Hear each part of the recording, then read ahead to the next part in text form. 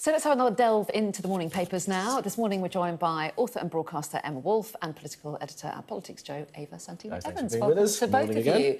And as we've been reflecting in the previous hours, the papers are dominated by the latest on the Peter Mandelson story, with yesterday pictures of police going into his properties. No arrests were made. And lots of the inside pages, as you've picked out, also covering this. Emma, take us to the Daily Express. There's a double-page spread here by Christian Calgie, who's often sitting in that seat, there, feeling this really is going to be a crunch time for Keir Starmer. Absolutely, and it's a really interesting read. It's a slightly different angle on it. He's just pointing out the fact that, well, firstly, the sort of, is this cutting through? The sense of people just feeling fed up, people just feeling that they're all in it together, that politicians, you know, who can you trust? Oh, once again, with their trouts in the snouts in the snot. Don't know where their trouts are, but... Anyway, snouts in the trough. I mean, you know, and a kind of sense out there that actually this is no surprise, that, you know, politics is now something you cannot trust, that people are deeply, deeply corrupt and all in it for themselves. And what Christian is he's making the point that actually what gets you the job, what gets you the top job is often the thing that brings you down in the end. So Keir Starmer came into politics, remember, promising that he was going to eradicate sleaze, that he was absolutely going to be, you know, he was going to be a contrast to the chaos, sleaze and uncertainty inflicted by the Conservatives.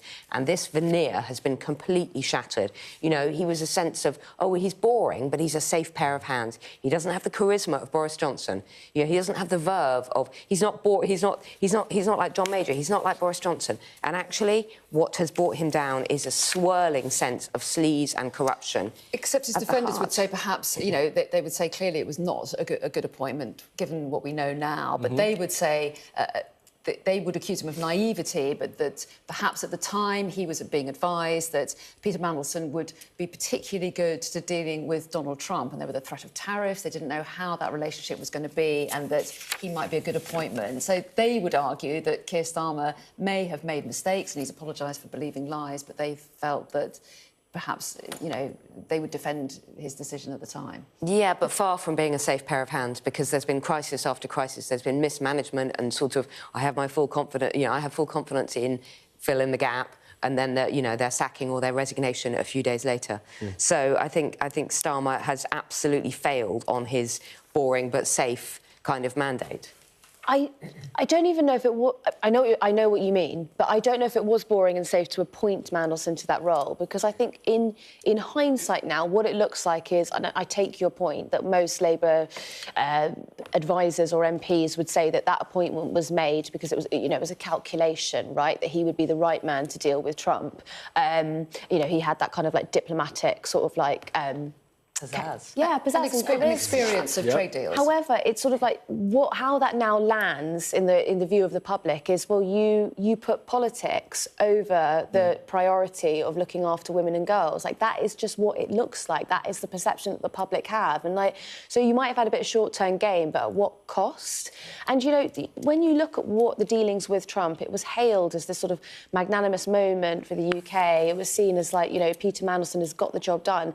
The tariffs were still increased. There was a 10% increase on the tariffs. You know, he didn't go in there and suddenly secure this incredible deal for the United Kingdom. It was half what the EU was, and the EU didn't have to point a friend of a paedophile. Do you know what I mean? Like, it wasn't that much of an achievement. But just to clarify, the safe but boring thing, it wasn't in relation to Mandelson. No, I got you. More, yeah. You know, and in fact, I think it's almost the opposite. It almost feels to me that Starmer was sort of wowed by the glamour of it all, that he was almost kind of taken in, because Mandelson has all the connections and knows everybody and is charming but deadly and all of that. It almost feels... I think Starmer looks actually quite naive in that appointment. Yeah. Which is what? A, not listening to people. B, not doing the vetting process or not taking responsibility for that. But you know, because at the end of the day, the buck should stop with him. And C, almost being sort of, you know, amazed by it all and sort of, you know, all the glamour.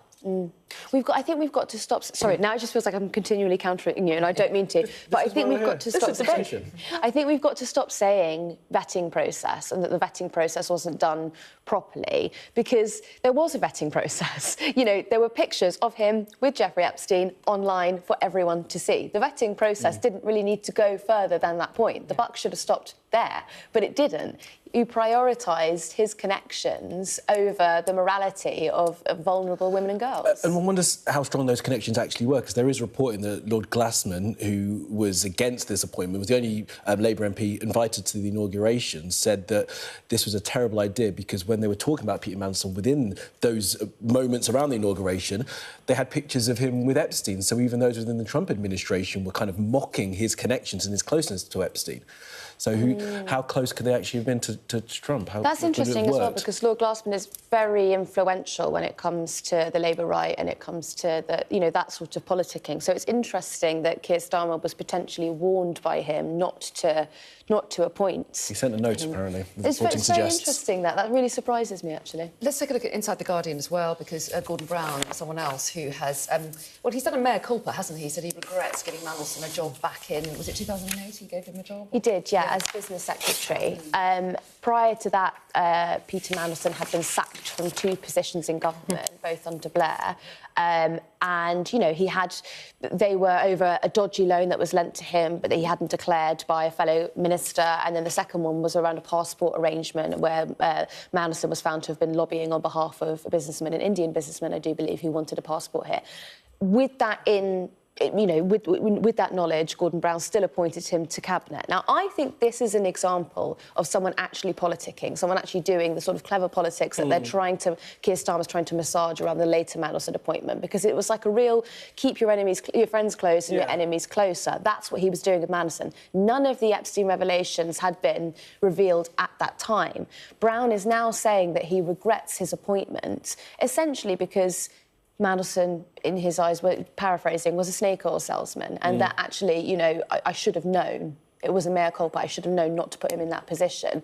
But Brown is coming out of this very well. I think he's really been vindicated, because the sort of briefings that Mandelson was doing about the Prime Minister at the time were abhorrent.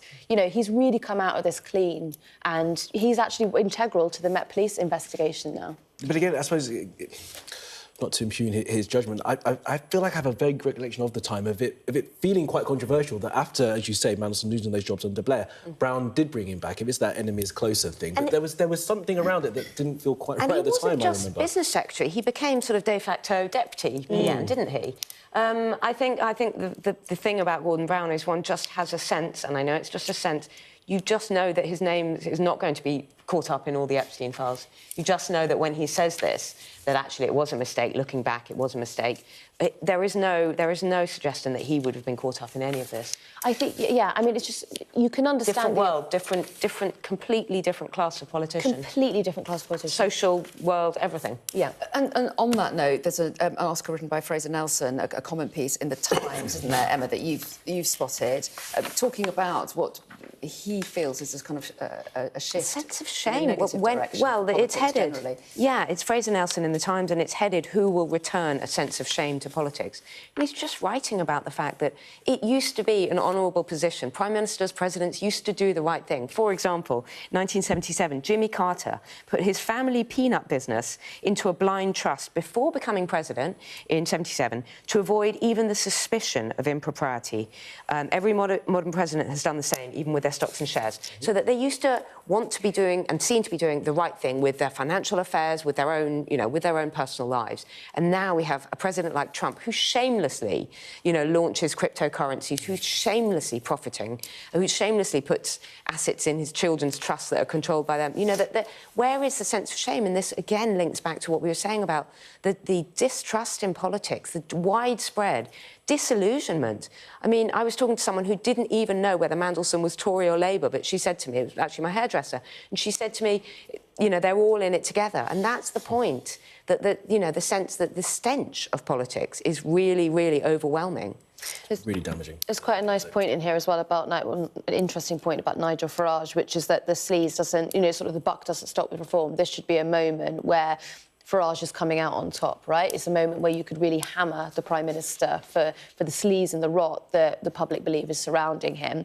But actually, his record himself isn't clean. You know, he's just had this reform conference last year, and I went and I saw these huge bullion adverts. What do you call them? Bullion the gold adverts, you know, buy gold bullion or whatever. These adverts that were at the reform conference. And he points out that he later took £135,000 in payment from the company. You know, I don't know anything about that, so I don't know what Nigel Farage says about Well, that. this is reporting that's done this is reporting in the Times, so we can attribute it there. But Nigel Farage, we can ask him later. But, I mean, 100% the adverts were there. The point being that there doesn't seem to be this sort of like this separation of church and state when it comes to politics anymore. You know, the sleaze that surrounds second jobs as well, that's something that Starmer wanted to oust before he came into government. And now we're seeing repeatedly, time after time, MPs taking up these lucrative positions outside of their primary job. You know, there doesn't seem to be shame and there doesn't seem to be a barometer for sort of, you know... And questions what is right. as well around the Prime Minister himself, which haven't really been cleared up, which started right from the general election in 2024. Absolutely, taking tickets with the Premier League. And going to and we know the concerts. rules, and we don't know, we haven't really had answers on that. And then, you know, conversations potentially about the football regulator, which are meant to happen later this year. You know, the Prime Minister still socialising in the Premier League company boxes. It's, you know, it doesn't look good. We're out of time. Oh, sorry. Thanks for your company this morning, both of you. It's nice to see you. See you again soon. Thank you. Thank you.